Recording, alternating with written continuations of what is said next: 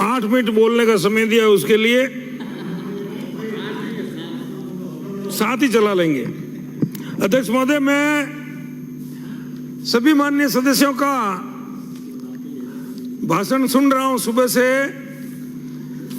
कोई कह रहा है कि वहां बांध बढ़ाओ, तो कोई कह रहा है कि वहां नहर लाओ, तो कोई कह रहा है कि वहां तालाब खोदो, तो कोई कह रहा है। जिस क्षेत्र से हम लोग आ रहे हैं उसमें जमीन का पानी भी नहीं था।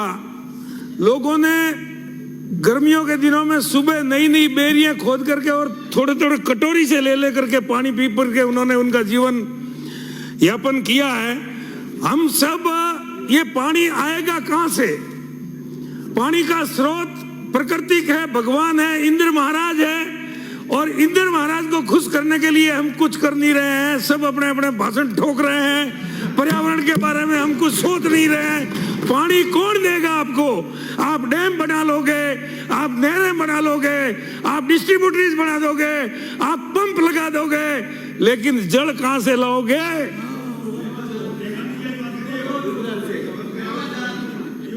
इसलिए मेरा आप सभी से ये विनम्र अनुरोध है कि हम लोग सब पर्यावरण के प्रति सब जागरूक हो और हमारी जनता को भी जागरूक करें, ताकि ज्यादा से ज्यादा आज हमारी सरकार, मोदी जी हो, हमारे भजनलाल जी हो, कि पिछले गहलोत साहब हो, सारी सरकारें अपने अपने स्तर से प्रयास करती है पेड़ लगाने का, लेकिन असलियत पेड़ के आंकड़े आपके पास है तो देख लो। आज दिन तक राजस्थान में कितने करोड़ पेड़ लगाए और कितने करोड़ पेड़ अभी जिंदा है, ये आंकड़ा अगर आप देख लो तो 1 लाख पेड़ लगाए हैं तो वहां मुश्किल से आज की तारीख में 50 पेड़ भी जिंदे नहीं होंगे। ये हकीकत धरातल की स्थिति है। अच्छा, पेड़ लगाओ, पेड़ लगाओ, पेड़ लगा दिया, पेड़ को भी पानी चाहिए। वो कौन देगा उसको समय सर? सारी खाता पूर्ति कर करके लगा दोगे, आंकड़े दे करके पैसा ठोक के और सब दुख अपने अपने मार्ग जाएंगे और फिर कहेंगे साहब उस समय तो मैं नहीं था, उस समय तो वो था, उस समय तो वो था। कोई जवाबदारी लेने के लिए तैयार नहीं है। इसलिए मेरा विनम्र अनुरोध है, हम सब लोग सर्वप्रथम जो पानी का स्रोत है, जिस वजह से हमारा पानी धरती पर ज्यादा से ज्यादा आवे, उस कार्य को करने में हम अपना दिमाग खपाएं। अध्यक्ष महोदय, मेरे सर ये तो शुरू बोलो बोलो बोलो, मेरे बोलना खुला है। सभापति महोदय, तो मैं बैठ जाता हूँ। आज ही बोलने खड़े हैं। मैं तो बहुत कम बोलता हूँ अध्यक्ष महोदय। मैं तो जो ये हमारे मित्र बोलते हैं उनके साथ कभी कभी हल्की फुल्की हंसी मजाक कर लेता हूँ, बाकी बोलता ही नहीं हूँ, बहुत कम बोलता हूँ। 2008 में अध्यक्ष महोदय, हमारी भारतीय जनता पार्टी की सरकार ने, सरदार पटेल ने जो सपना नर्मदा नहर का देखा था, वो हमारे गुजरात से पूरा होते होते 2008 में मेरे विधानसभा क्षेत्र सांचौर में नर्मदा का नीर का अवतरण हुआ। और मेरे वहां के, खाली मेरे तहसील के ही नहीं, मेरे पूरे जिले के लोगों ने उस पानी को पूजा करके और उसका स्वागत किया।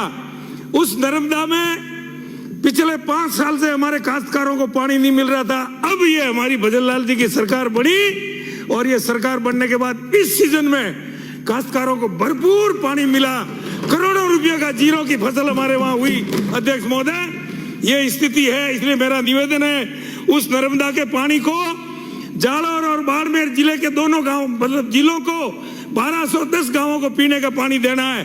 3 हमारी योजना जो है उसमें एक माननीय अशोक गहलोत साहब ने शुरू करी थी और उन्होंने ही उसको संपूर्ण किया, मैं धन्यवाद देता हूं। उसमें अभी तक पीने के पानी हमारे पूरे तहसील में हम लोग नहीं पहुंचा पाए हैं। नर्मदा का पानी जो काश्तकारों को हम देते हैं, उसमें हमारी नहरें इतनी लंबी है कि वहां तक टेल तक काश्तकार के खेत में पानी नहीं पहुंचता। इसलिए मेरी मांग है सरकार से कि एक सीलू से लेकर के बाकासर रोड तक एक अलग से वितरिका निकाली जाए, ताकि हमारे नहर क्षेत्र के काश्तकारों को भरपूर पानी मिले और हमारा काश्तकार समृद्ध हो। अध्यक्ष महोदय, विधानसभा क्षेत्र सांचौर के कुछ गांव सिंचाई में रह गए हैं। मेरा सरकार से निवेदन है कि उनको भी नर्मदा में जोड़कर उन काश्तकारों को भी उसका लाभ दिया जाए। एक छोटा सा 5ला बांध है सभापति महोदय, जो टूटने की वजह से सांचौर सिटी में हर साल बाढ़ का पानी आता है और हमारा शहर जलमग्न हो जाता है। माननीय गहलोत साहब सांचौर पधारे थे, मैंने निवेदन दिया था, ज्ञापन भी दिया था, लेकिन उसको डीपीआर शायद बनाई या नहीं बनाई मुझे पता नहीं। मेरा वर्तमान सरकार से अनुरोध है कि वो छोटा सा बांध है, अगर वो बन जाए 1.5-2 करोड़ का खर्चा है, उसके बाद में सांचौर नगर के हमारे नगर वासियों को इस बाढ़ के पानी से कभी तकलीफ नहीं होगी। ये मेरा निवेदन है। अंत में एक इस सरकार के प्रति आप बातें कुछ भी कर लो, लेकिन हमारे जो लोकप्रिय मुख्यमंत्री जी है उस व्यक्ति के नीति में खोट नहीं है, ये मैं गारंटी देता हूं साहब। बहुत बहुत धन्यवाद। श्री गणेश जी गोगरा। माइक की साइज ऊंची की जाए।